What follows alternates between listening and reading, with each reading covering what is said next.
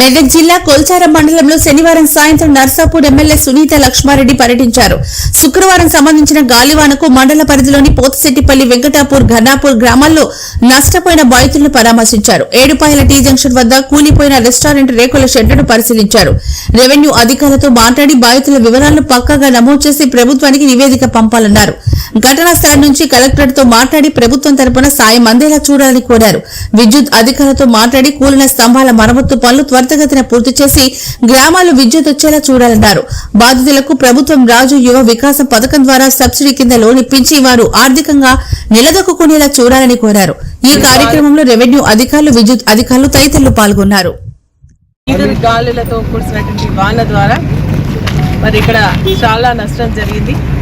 మరి ముఖ్యంగా కొల్చారం మండలానికి సంబంధించినటువంటి పోతంశెట్టిపల్లి, అప్పాజిపల్లి గ్రామాలకు సంబంధించి మరి తీవ్రమైనటువంటి నష్టం కావడం జరిగింది.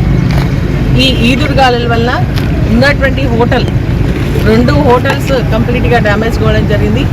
మరి అదేవిధంగా మరి ఇక్కడ ఉన్నటువంటి చాలామంది ఏంటంటే వాళ్ళ భూములు కోల్పోయి చిన్న వ్యాపారం చేస్తూ వాళ్ళ జీవనం గడుపుకుంటా ఉన్నారు.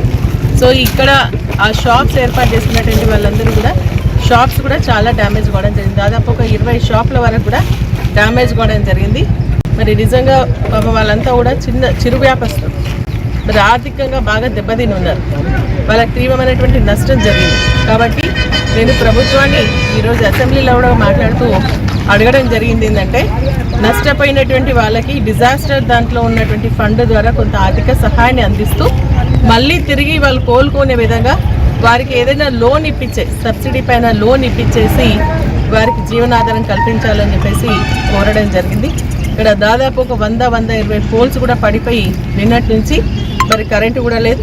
అధికారులు కూడా వెంటనే స్పందించి ఆ కరెంటు స్తంభాలను వేసి ఇప్పుడు నైట్కి మళ్ళీ కరెంటు కూడా ఇస్తామని చెప్పి సప్లై ఇస్తామని చెప్పేసి చెప్పడం జరుగుతుంది. వాళ్ళ పనులు కూడా చేస్తూ ఉన్నారు. మరి రెవెన్యూ డిపార్ట్మెంట్ కూడా మరి అంతా తిరిగి ఎక్కడెక్కడైతే డ్యామేజ్ అయిందో ఇండ్లు కానీ, చెట్లు కానీ, షాప్స్ కానీ వీటన్నిటిని కూడా రాసుకోవడం జరుగుతుంది. కాబట్టి అందరం ఇటువంటి సమయంలో ఎవరైతే ఇబ్బందులు కూడా అవుతున్నారో, ఎవరైతే బాధితులు ఉన్నారో వారికి అండగా నిలబడాల్సినటువంటి అవసరం ఉంది.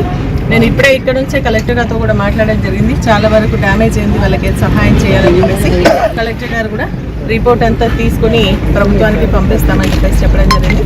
వారికి మరి కొత్తగా వచ్చేటువంటి రాజు యువ వికాసానికి సంబంధించినటువంటి లోన్స్ ద్వారా ఎందుకంటే అది 50,000 నుంచి 4 లక్షల రూపాయల వరకు లోన్ ఇచ్చేటువంటి కార్యక్రమం కాబట్టి కొంతవరకు వీళ్ళకి సహాయం అవుతుంది. కాబట్టి దాంట్లో ప్రయారిటీ బేసిస్లో వీళ్ళకి లోన్స్ ఇప్పించాలని చెప్పేసి కూడా ప్రభుత్వాన్ని మేము కోరడం జరుగుతుంది. మరి 2 కాళ్ళు కూడా విడిపోవడం జరిగింది.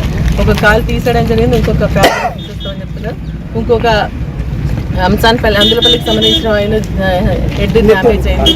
కాబట్టి వారికి కూడా మంచి వైద్యాన్ని అందించాలని చెప్పేసి కూడా నేను కోరుతా ఉన్నాను. బాధితులందరూ కూడా మేము అండగా ఉంటాం.